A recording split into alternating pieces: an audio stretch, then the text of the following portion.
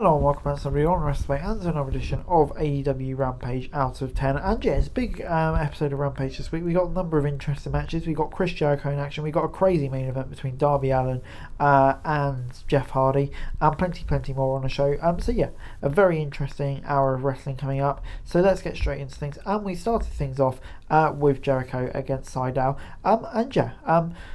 It was this week's Rampage opted to feature the entrances for the first match instead of them already in the ring. It didn't have the usual animosity between the opponents we expect. Both of these men came into it with a big respect for each other, so this was all about pride. It seemed an evenly matched at first, but Jericho's experience and size advantage came into it a few times, allowing him to take control. Seidel came back into it and hit several flying moves, but he couldn't put the former champion down. After a decent Hurricane Runner from the top rope, Jericho hit the Judas effect to win the first bout. It was good, but lacked energy at points, but felt like when they did pick up the pace, it worked really nicely. So yeah, on the whole, I'm going to give it a 7 out of 10.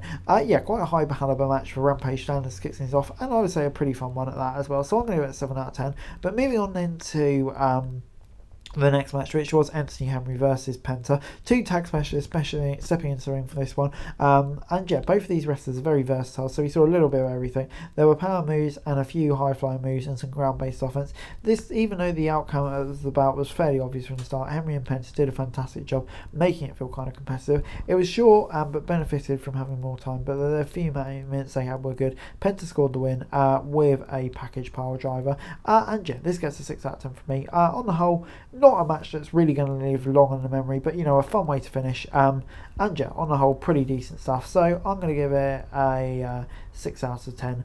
Like I say, the next match on the card was Chris Statlander versus Queen Aminata. And Stat usually comes into most matches knowing she's going to have the height and power advantage, but that was not the case in this match. Stokely accompanied Stat to the ring, but she quickly told him to go stand somewhere else in a couple of minutes into the match. They had a good back and forth exchange leading to the commercial. When we returned, Statlander picked up the win. Stokely tried to celebrate with her, but didn't seem too interested. It was a good match that would have been better without a break in the middle. The stuff with Stat and Stokely isn't making much sense yet, but if it leads to heel turn for the former TBS champ, it will probably be a relatively good thing in the end. So yeah, I'll give it a 6 out of 10 for me. Not one, like I said, that's going to live particularly long in the memory, but a decent enough match. I think big win for Stat, just continues to get back on track, obviously after losing the TBS title a while back. But moving on into our main event, Darby and Jeff. It was a million miles an hour. In many ways, this was a match between two very similar people from different generations. They both enjoy taking risks to excite their fans, and both have unique style, both in their ring and with their attire. Hardy was knocked out of the ring and hit a huge senton from the top rope immediately, so they weren't doing wrist locks and lockups surprisingly. The charismatic Enigma regained his footing and threw Allen over the announce table. This was not a pretty match by any means, but sometimes it's a good thing. Both of these men pride themselves on being unconventional. Both of them go into the ring with every performance. Hardy's aging like all of this, so he's not as nimble as maybe he once was, but that might have been the best he'd looked since returning from injury last year. Hardy went for a table when Allen avoided the swanton, so the former TNT champ had time to regain his composure. When they returned to the ring, he pinned Hardy with a jackknife for the win. Shockingly, Hardy refused to shake hands.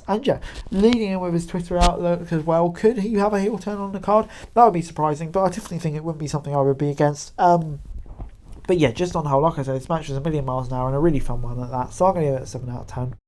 Overall, AEW Rampage this week gets a 7 out of 10 from me. I thought it was a pretty fun episode of Rampage, I have to say. Really good match between Darby and Jeff. And yeah, a fun match kicks things off as well with Jericho involved. And yeah, I think the match in the middle were really that offensive or terrible either. So I thought on the whole, yeah, it was a really fun episode of Rampage this week. I enjoyed my hour of late Friday night wrestling. Guys, that's it for this video. Thanks very much for watching. Remember to like, share, subscribe. Follow us on our socials. Link in the description below for daily wrestling news, meme and content. Subscribe to our other channels on screen right now. That'd be greatly appreciated. Thanks very much for watching. Peace out.